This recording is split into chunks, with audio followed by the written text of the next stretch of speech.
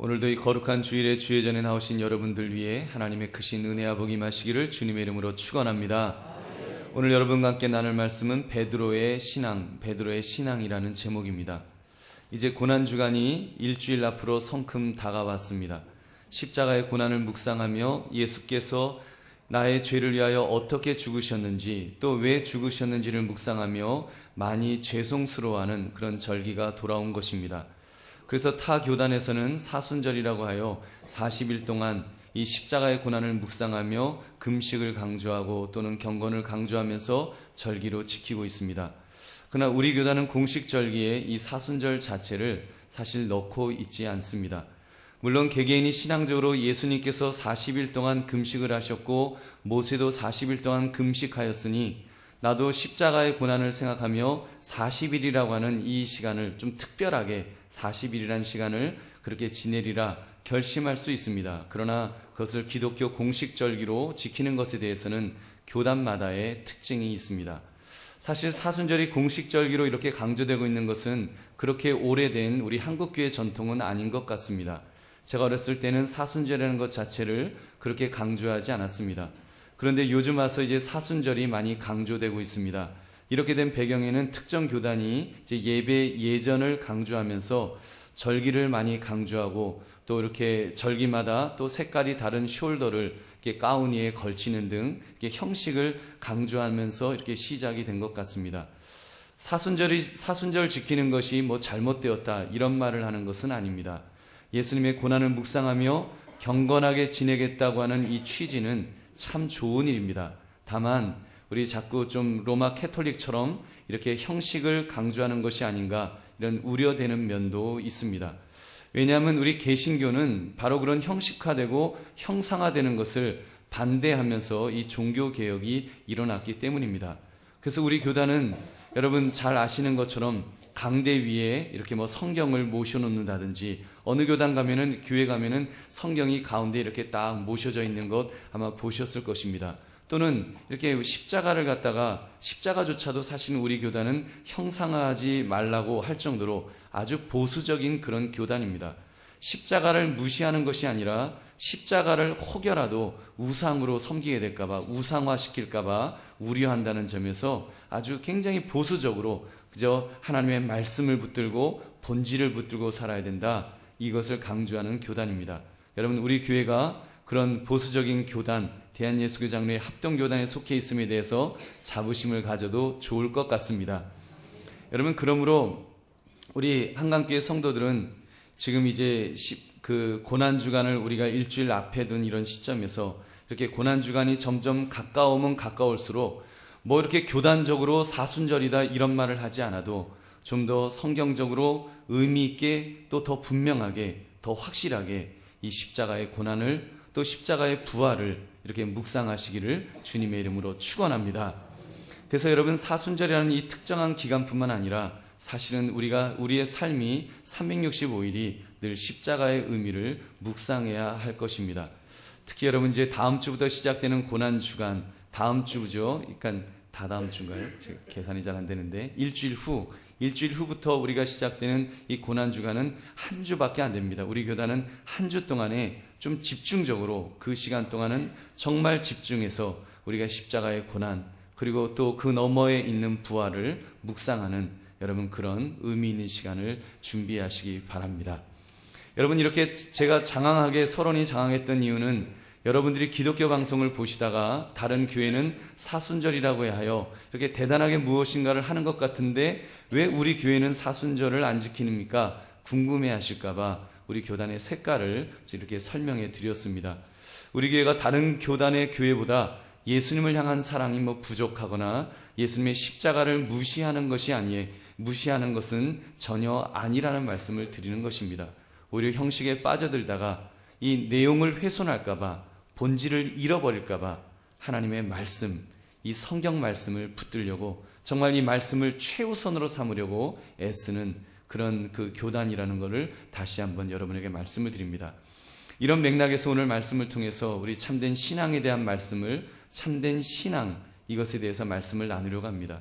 베드로라고 하는 이 개성이 분명한 성격의 소유자 바로 이 인물의 신앙을 살피심으로 참된 신앙의 모습을 다시 한번 점검하시는 이 시간 되시기를 주님의 이름으로 축원합니다.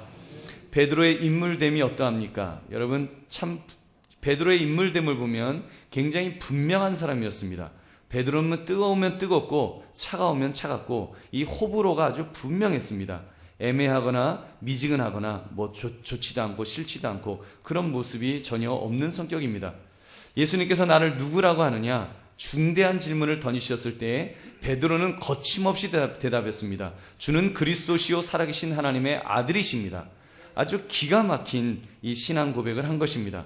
어떻게 인성을 가지신 예수님을 바라보면서 하나님의 아들이다라고 확신 있게 고백할 수 있었을까요?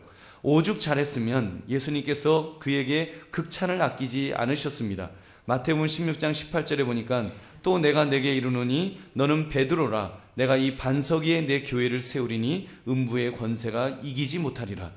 이 반석 위에라는 것은 그의 신앙 고백 위에 교회를 세우시겠다는 것입니다. 근데 이 말씀을 이제 그 로마 캐톨릭 쪽에서는 베드로의 신앙 고백이 아니라 베드로라는 사람 위에 교회를 세우신다는 것으로 그렇게 생각을 했습니다. 그래서 베드로의 후예로 교황을 세워놓고 바로 교황 위에 교회가 있다고 하는 교황 제도를 주창하게 된 것입니다. 그것은 잘못된 것입니다. 예수님은 주는 그리스도시요 살아계신 하나님의 아들이십니다. 이 완벽한, 이 완전한 신앙 고백 위에서 교회를 세우신 것이지 여러분 한순간에 예수님을 3번씩이나 부인하는 이 불완전한 사람 위에 그 귀한 교회를 세우셨겠습니까? 여러분 그 사실을 베드로의 인물됨을 통해서 우리는 확인할 수가 있습니다. 예수님께서 내가 체포되어 고난을 받고 십자가 위에서 죽으리라 말씀하셨을 때 베드로는 처음에는 아주 단호하게 말했습니다. 다른 제자는 다 예수님을 버릴지라도 나는 예수님 버리지 않겠습니다. 죽을지언정 나는 예수님 따르겠습니다. 아주 장담했습니다. 근데 어떻게 되었습니까? 오늘 본문을 보면 그는 어이없이 실패하는 모습을 보게 됩니다. 작은 여종 앞에서 자기는 예수님을 모른다고 부인하고 저주하는 이런 연약한 이 비겁한 이 베드로의 모습을 보시기 바랍니다. 아무튼 그 믿음의 사람, 그런 완전한 신앙 고백까지 했던 베드로가 어찌 그렇게 어이없게 실패할 수가 있었을까요? 그 원인을 살펴보아야 우리도 그 실수를 피할 수 있지 않겠습니까? 여러분, 첫째로 베드로는 주님을 멀찍이 쫓아갔기 때문입니다. 주님을 멀찍이 쫓아갔습니다. 신앙생활은 이 호불호가 분명해야 됩니다. 이 좋으면 좋고 싫으면 싫고 하면 하는 것이고 아니면 차라리 안 하는 것이 안 하면 안 되겠지만 하여튼 그런 것입니다. 근데 베드로는 예수님을 대제사장의 집에 끌려오셨을 때 멀찍이 따라갔다고 성경은 기록합니다. 어떻게 생각하면 베드로가 멀찍이 쫓아온 것만도 좋게 볼 수도 있을 것입니다. 다른 제자들은 모두 도망갔는데 베드로는 그래도 멀찍이라도 쫓아갔으니 의리가 쬐끔은 남아있는 것 아니냐, 좋게 보려면 얼마든지 좋게 볼 수 있지 않느냐, 이렇게 우리가 생각할 수 있습니다. 그러나 하나님의 시각은 아닙니다. 신앙생활은 그렇게 어정쩡하게 하면 안 된다라고 성경은 말씀합니다. 요한계시록을 보면 예수님께서 라오디게아 교회를 향해서 이렇게 책망을 하십니다. 요한계시록 3장 15절부터 16절 말씀 우리 한번 같이 읽어보겠습니다. 시작. 내가 내 행위를 아노니 내가 차지도 아니하고 뜨겁지도 아니하도다. 내가 차든지 뜨겁든지 하기를 원하노라. 내가 이같이 미지근하여 뜨겁지도 아니하고 차지도 아니하니 내 입에서 너를 토하여 버리리라. 아멘. 이 미지근한 상태, 믿는 것도 아니고 안 믿는 것도 아닌 상태, 즉 예수님을 멀찍이 쫓는 상태를 우리 하나님은 너무너무 싫어하신다고 말씀하는 것입니다. 토하여 버리리라. 토하여 버리리라. 이게 얼마나 무시무시한 말씀입니까?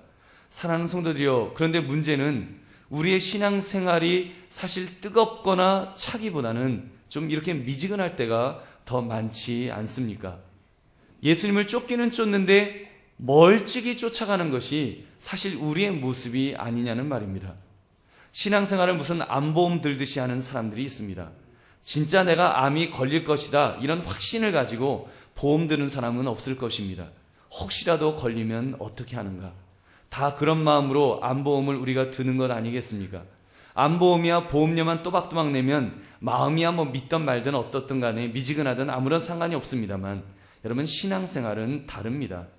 신앙생활은 천국이 있으면 좋고 뭐 아니면 말고, 이런 마음은 여러분 진정한 의미에서는 믿음이 아닙니다. 믿으려면 확실하게 믿어야 됩니다. 여러분, 믿으려면요, 죽을 각오를 하고 정말 내가 죽기를 각오하고 믿는 것이, 그것이 참 믿음입니다. 그리고 실제로 목숨을 걸어야 그때 은혜가 있습니다.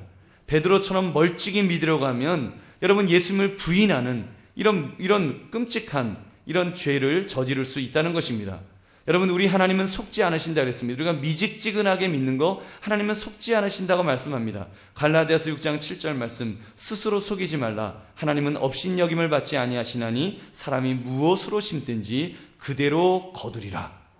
여러분, 믿음은 구원이지만 믿지 않으면, 절반만 믿으면 여러분 구원이 없습니다. 오늘 말씀을 통해서 멀찍이가 아니라 한 발짝 더 주님 앞에 나와서 우리가 확실하게 믿으시는 저와 여러분 되시기를 주님의 이름으로 축원합니다. 둘째, 베드로는 세상 속에 너무 깊숙이 들어와 있었기 때문입니다. 주님을 멀찍이서 쫓게 되면 상대적으로 가까이 되는 곳은 여러분 되는 곳이 있는데, 그곳은 바로 세상 속입니다. 그 베드로를 보십시오. 그가 어디에 앉아 있었는가를 보십시오. 우리 55절 56절 말씀 다 같이 읽겠습니다. 시작. 사람들이 뜰 가운데에 불을 피우고 함께 앉았는지라. 베드로도 그 가운데 앉았더니 한 여종이 베드로의 불빛을 향하여 앉은 것을 보고 주목하여 이르되 이 사람도 그와 함께 있었느니라 하니. 아멘. 세상 사람들이 앉아 있는지라. 그 세상 사람들이 앉아 있는 자리에, 여러분 그 가운데에 지금 베드로가 앉아 있는 것을 보십시오. 그것은 베드로의 자리가 아니었습니다. 베드로는 거기에 앉아 있으면 안 되는 사람이었다는 말입니다. 베드로는 신문 받으신 예수님 옆에 서서 당당하게 그 변호했어야 됐습니다. 왜 예수님을 잡아왔느냐? 예수님이 무슨 죄가 있느냐? 무슨 죄가 있어서 이러느냐? 여러분, 예수님을 위해서 그렇게 물었어야 됐습니다. 변호했어야 됐습니다. 근데 다른 거짓 증인들이 예수님을 비난하고 거짓 증언으로 몰아세우는데도 아무 소리 하지 못했습니다. 그저 세상 사람들 속에 몸을 숨긴 채 그들처럼 마치 자기는 예수님의 제자가 아닌 것처럼, 그들 중 한 사람인 것처럼 자기를 숨기고 있었던 것입니다. 그렇게 아니함 속에, 그 속에 숨어 있었기 때문에 여러분, 어린 여종이 그를 지적할 때에도 예수님을 부인하는 비겁함을 보였습니다. 그 장면 여러분 상상해 보십시오. 화르르 장작불이 타오르며 어둠을 밝힐 때 그 베드로의 얼굴이 그 불빛에 드러났습니다. 환하게 비춰지는 베드로의 그 모습을 보십시오. 그때 베드로를 알아본 어린 여종이 당신도 그 한패 아니요? 그랬더니 얼굴이 막 파래지는 것입니다. 눈이 이따만해져 갖고 막 깜짝 놀라서 저 예수 모른다고, 나 예수님과 한패 아니라고 그러면서 손살을 치며 자기는 예수님의 제자가 아니라고 부인하는, 신앙을 부인하는 이 어리석은 모습을, 비겁한 모습을 보십시오. 왜 그랬을까요?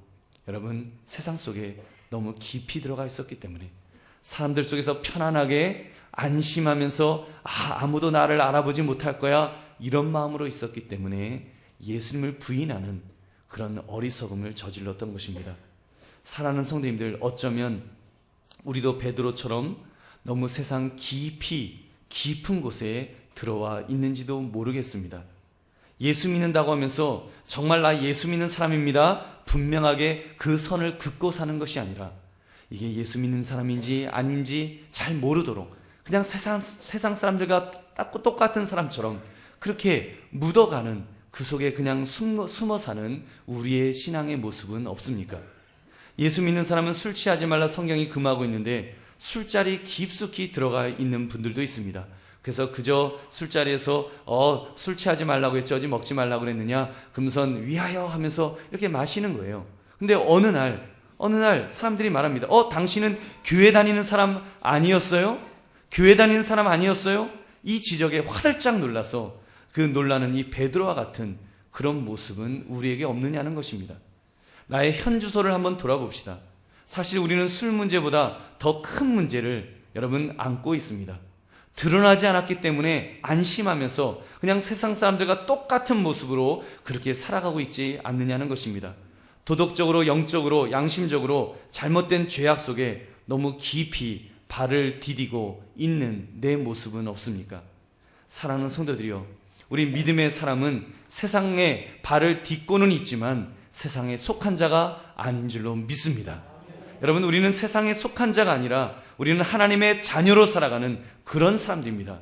우리는 소속이 다릅니다. 소속이 달라요. 에베소 5장 8절 9절은 그것을 분명하게 말씀합니다. 너희가 전에는 어둠이더니 이제는 주 안에서 빛이라. 빛의 자녀들처럼 행하라. 빛의 열매는 모든 착함과 의로움과 진실함에 있느니라. 아멘. 우리는 세상 속에 빠져 사는 사람이 아니라 세상 위에서 세상을 비추이는 빛의 자녀들인 줄로 믿습니다. 그러므로 세상 위에서 빛을 비출 수 있는, 세상 속에 깊이 빠져들지 않는 그런 저와 여러분 되시기를 주님의 이름으로 축원합니다. 이렇게 베드로는 두 가지로 실패했다고 말씀을 드렸습니다. 주님을 너무 멀찍이 따라갔었고 또 너무 세상 속에 깊이 들어가 버렸다는 말씀을 드렸습니다. 자, 이렇게 실패한 사람 베드로가 어떻게 해야 하겠습니까?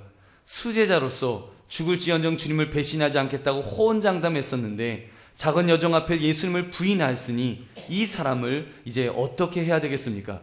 철저하게 처절하게 실패자가 된 베드로에게 소망이 있을까요? 여러분, 그런 실패자 베드로였지만 그래도 그에게 소망이 있음을 발견하게 됩니다. 어떻게 해요? 베드로는 회개하였습니다. 닭 울기 전에 내가 나를 3번 부인하리라. 주님의 말씀을 기억하며 그는 통곡하며 회개했습니다. 성경은 그의 모습을 밖에서 나가서 심히 통곡했다고, 그만큼 철저하게 회개했다는 것입니다. 여기에 베드로의 귀한 신앙의 모습을 우리는 발견할 수 있습니다. 베드로의 회개는 우리가 주님을 따르는데 반드시 있어야 될 과정이 무엇인지를 우리에게 보여줍니다. 통곡의 눈물이야말로 순도 높은 신앙인으로 만드는 정년 과정입니다. 눈물을 통하여 영적으로 깨끗해짐을 경험해야 우리가 순수한 심령이 되어야지, 여러분, 우리의 심령 속에 거룩한 영, 성령이 임하실 줄로 믿습니다. 성령이 우리를 붙들어 주시는 사람, 여러분, 그런 사람이 쓰임받을 수 있습니다. 베드로가 그 이후에 쓰임받을 수 있었던 것은 바로 이 회개의 과정을 거쳤기 때문인 줄로 믿습니다. 그렇다면 베드로가 어떻게 이렇게까지 회개할 수 있었을까요? 여러분, 죄를 지었다고 다 회개하는 것은 아닌 것 같습니다. 죄를 지었다고 성경에 보면 모든 사람이 회개한 것은 아닙니다. 바세바를 범하고 그 남편을 교살하였던 그런 흉악범을 저질렀던 다윗은 회개했지만 그의 죄에 비교하면 아주 경미한 죄, 하나님께서 다 죽이라고 그 명령하신 가축을 죽이지 않았다, 그 불순종의 죄를 지었던 사울은 사실 사람을 죽이는, 교살하는 죄에 비하면 별것 아닌 죄이지만 그는 회개하려고 하지 않았습니다. 여러분, 회개하지 않았기 때문에 그는 버림받았습니다. 당장 가룟 유다 같은 사람, 회개하지 않고 스스로 목숨을 끊는 길을 택하였습니다. 어떻게 누구는 회개하고 누구는 회개하지 않는 이 강팍한 태도를 가지는 것일까요? 저는 그 비결은 예수 그리스도를 바라보느냐 바라보지 않느냐에 달려 있다고 봅니다. 이것이 참된 신앙의 모습이 아니겠습니까? 예수님을 바라보았다. 우리 61절 말씀 우리 함께 읽겠습니다. 시작. 주께서 돌이켜 베드로를 보시니 베드로가 주의 말씀 곧 오늘 닭 우기 전에 내가 3번 나를 부인하리라 하심이 생각나서. 아멘. 베드로는 단순히 닭 울음소리를 듣고 회개한 것이 아니었습니다. 그 전에 보면 베드로는 주님을 바라보았습니다. 아니, 주님께서 먼저 베드로를 향해서 고개를 돌리셨다는 것이 정확한 표현일 것입니다. 예수님께서 고개를 돌리셔서 베드로를 쳐다보실 때 베드로의 눈이 예수님의 눈과 마주쳤습니다. 예수님을 직접 바라보는 순간에, 예수님을 바라보는 순간에 여러분, 이 회개의 영이 베드로의 마음속에 임하셨을 것입니다. 막 찌르르 닭 울기 전에 내가 3번 나를 부인하리라, 이 말씀이 막 기억나면서 마음에 괴로움이 생겼을 것입니다. 내가 어떻게 예수님을 부인할 수 있는가? 내가 어떻게 예수님을 부인하는가? 그는 마음속에 그 뉘우침을 가지면서 울음을 참지 못해서 그는 뛰쳐나간 것입니다. 그리고 슬피 통곡하며 그는 울었습니다. 그는 통곡하며 자기의 죄를 자복하였던 것입니다. 여러분, 사실은 이 회개는 우리 예수님께서 회개하도록 만드셨다라고 성경은 말씀합니다. 누가복음 22장 32절, 그러나 내가 너를 위하여 내 믿음이 떨어지지 않기를 기도하였노니 너는 돌이킨 후에 내 형제를 굳게 하라. 이 말씀을 언제 하셨는가 하면 지금 베드로가 예수님을 3번 부인하기 전에 예수님께서 이 말씀을 주셨습니다. 여러분, 이 말씀을 주시면서 예수님께서 그 베드로를 위하여 기도해 주셨다는 것입니다. 예수님께서 베드로를 돌아보시며 그가 돌이킬 수 있도록 이끌어 주셨다는 것입니다. 그러면 여러분 분명히 기억하십시오. 주께서 우리를 바라보실 때 주님을 바라보아야 합니다. 우리도 주님을 바라보아야 합니다. 주님을 바라보는 것이 중요합니다. 그때 눈을 돌리면 안 됩니다. 그때 외면하면 안 됩니다. 그때 피하면 안 됩니다. 주께서 내가 회개하기를 원하신다는 것 여러분 깨달으시기 바랍니다. 우리 주님은 우리가 회개하기를 원하셔서 십자가에서 죽기까지 하셨습니다. 우리가 회개하기만 하면 그 어떤 죄라도 다 용서하시려고 대속의 길을 예비해 놓으신 것입니다. 그 주님을 바라보십시오. 그 주님을 바라보는 것이 중요합니다. 우리 믿음의 선배 다윗이 주님을 바라보는 회개의 모범을 보여주었습니다. 하나님께서 그의 마음을 나단 선지자를 통해서 찌르실 때 당신이 그런 죄를 저질렀습니다. 하나님께서 찌르실 때 그는 고백합니다. 내가 여호와께 죄를 범하였노라. 내가 여호와께 하나님께 죄를 범했다고 그는 그렇게 말합니다. 하나님을 바라본 것입니다. 여호와 하나님을 바라보면서 바라보았기 때문에 그는 회개의 자리에까지 들어갈 수 있었던 것입니다. 사랑하는 성도들이여, 회개는 하나님을 바라볼 때에만 할 수가 있습니다. 여러분 그냥 마음에 좀 뉘우치는 마음은 회개가 아닙니다. 회개는 하나님을 바라보면서 하나님 앞에서 하는 것이 회개입니다. 조금 전 말씀드렸던 다윗 왕과 대조되었던 사울이라는 인물은 하나님께서 그에게도 회개할 기회를 주셨지만 그는 하나님을 바라보지 않았습니다. 그는 하나님을 바라볼 줄 몰랐습니다. 그는 사람을 바라보았습니다. 그는 백성들을 바라보았습니다. 하나님이 그를 버리셨다고 말할 때에도 사무엘 선지자에게 그렇게 말합니다. 사무엘 선지자님, 나와 같이 좀 가주십시오. 혹시라도 백성들이 하나님이 나를 버리셨다는 것을 알지 못하도록, 눈치채지 못하도록 좀 나와 함께 해주세요. 그렇게 부탁합니다. 하나님은 안중에였고 하나님 바라보는 것은 안중에도 없고 사람만, 백성들만 바라볼 때에 그런 회개의 기회를 놓쳤던 것입니다. 그러면 여러분 하나님을 바라보는 것이 너무너무 중요합니다. 이제 일주일 후부터는 고난주간이 시작됩니다. 여러분 마음속에 이미 막 그런 마음이 있을 것입니다. 정말 주님의 고난을 묵상했으면 좋겠다. 주님의 십자가, 주님의 부활, 막 그런 마음이 뜨거워질 것입니다. 더군다나 CTS라든지 이런 방송을 보면서 사순절이라는 이야기도 벌써 전부터 그런 이야기도 막 들으셨기 때문에 여러분의 마음속에 그런 안타까움이 있을 것입니다. 그런 갈급함이 있을 것입니다. 여러분 그 마음, 그 갈급한 마음, 그 마음을 통하여서 그 마음은 하나님께서 여러분에게 주시는 마음인 줄로 믿습니다. 여러분 하나님께서 우리로 하여금 하나님을 바라볼 수 있도록, 여호와 하나님을 바라볼 수 있도록, 예수 그리스도를 바라볼 수 있도록 지금 하나님께서 우리를 부르시는 것입니다. 우리를 향한 초청인 것입니다. 지금 이 자리, 이 예배의 자리는 바로 그런 자리입니다. 여러분 이 시간 하나님을 바라보시기 바랍니다. 또 우리가 고난주간을 앞에 두고 그 하나님을 더 묵상하시기 바랍니다. 여러분께서 고난주간은 여러분 십자가에서 고난당하신 예수님을 그냥 단순하게 동정하는 그런 시간이 아니라 여러분 그 십자가를 통해서 정말 예수님이 얼마나 고생하시는지 그것이 아니라 그 이상의 것을 우리는 볼 수 있어야 됩니다. 고난을 통해서 여러분 나의 죄를 들여다볼 수 있기를 바랍니다. 여러분 고난을 통해서 십자가의 고난 주님을 바라보면서 나의 죄까지 바라볼 수 있어야 됩니다. 그래야지 회개가 일어나지요. 우리의 심령 속에 여러분 우리가 정말 사순절 아니라 400일 동안 우리가 이렇게 절기로 지킨다고 할지라도 만약에 주님을 바라보면서 내 심령 속에서 회개가 일어나지 않는다면 여러분 그것이 무슨 소용이 있겠냐는 말입니다. 여러분 십자가를 통해서 내 죄가 얼마나 무서운 죄인지를 우리는 깨달아야 됩니다. 주님이 가시관을 쓰셔서 막 피가 철철철철 뚝뚝뚝뚝 떨어지는 것을 보면서 손과 발에 이 못이 박히신 것을 보면서 창을 받으신 것을 보면서 채찍에 맞아서 살점이 찢겨 나가시는 것을 보면서 여러분 예수님이 얼마나 아프셨을까? 우리 그것만 보면 안 될 것입니다. 바로 그 살점이 찢겨진 그 저주가 바로 내 죄 때문이라는 것을 우리는 깨달아야 될 줄로 믿습니다. 바로 내 죄구나. 내 죄의 저주가 그렇게 무서운 것이구나. 바로 그 죄를 위해서 우리 예수님께서 대신 죽으신 것이구나. 그것을 바로 바라보는 것, 바로 바라볼 수 있는 것, 여러분 그것이 참 신앙의 모습인 줄로 믿습니다. 여러분 십자가는 나의 죄의 형벌을 하나님의 아들이 대신 받으신 형틀입니다. 로마서 3장 24절부터 26절은 그 사실을 말씀하고 있습니다. 그리스도 예수 안에 있는 속량으로 말미암아 하나님의 은혜로 값없이 의롭다 하심을 얻은 자 되었느니라. 이 예수를 하나님이 그의 피로써 믿음으로 말미암는 화목제물로 세우셨으니 이는 하나님께서 길이 참으시는 중에 전에 지은 죄를 간과하심으로 자기의 의로우심을 나타내려 하심이니 곧 이때에 자기의 의로우심을 나타내사 자기도 의로우시며 또한 예수 믿는 자를 의롭다 하려 하심이라. 아멘. 예수 믿는 자를, 그 예수님을 믿으면 우리를 의롭다 하십니다. 이 사실을 우리 예수님께서 확실하게 확언해 주셨습니다. 요한복음 14장 6절 말씀, 예수께서 이르시되 내가 곧 길이요 진리요 생명이니 나로 말미암지 않고는 아버지께로 올 자가 없느니라. 천국에 올 자가 없다는 말씀입니다. 예수님이 아니고는 구원의 길이 없습니다.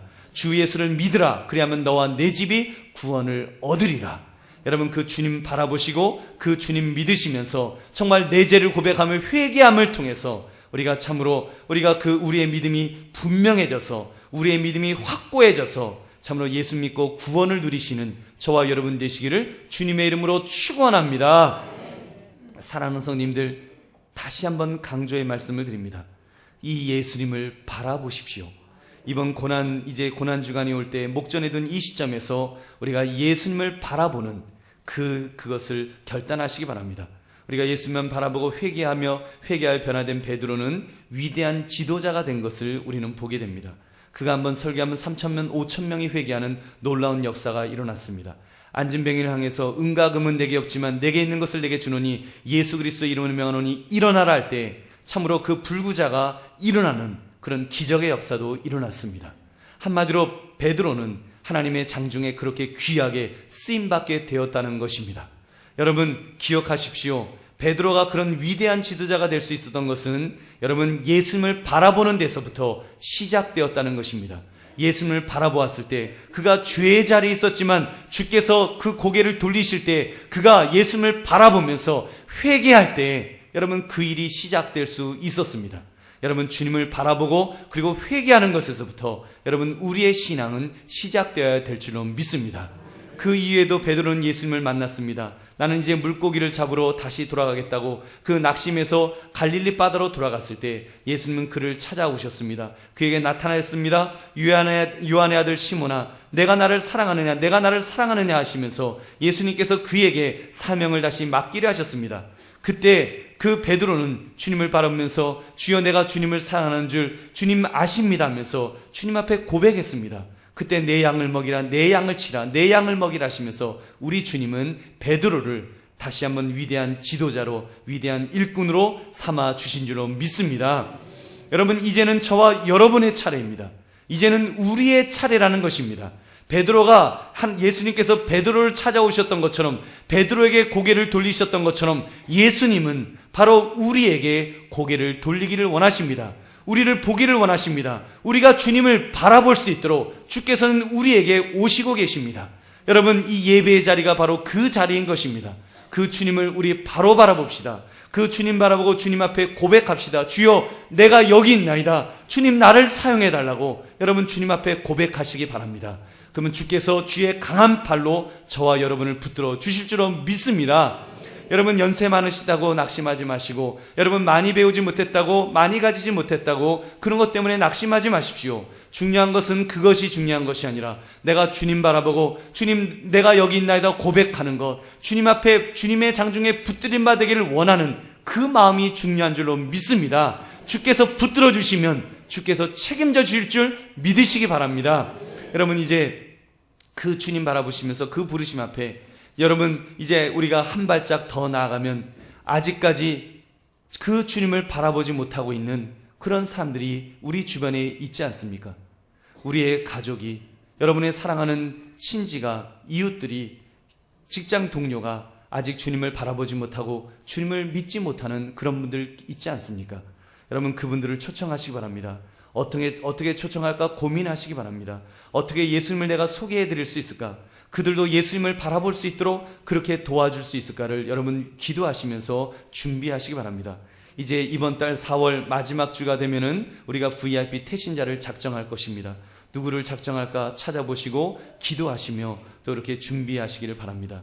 그래서 이번 우리 고난주간을 우리가 앞에 두고 이제 부활주일을 우리가 앞에 두며 점점 부활주일이 가까이 올수록 우리의 마음에 분명한 결단이 있기를 원합니다. 내가 주님 바라보기를 원합니다. 주님 바라보며 내가 참으로 그 주님의 십자가의 고난이 바로 내 죄 때문임을 깨달으면서 내가 먼저 회개하고 주님 앞에 참으로 나아가서 무릎 꿇고 주님 붙드시고 주님이 나를 사용하시기를 원하시는 그런 결단과 결심이 이 시간에 있으시기를 주님의 이름으로 축원합니다.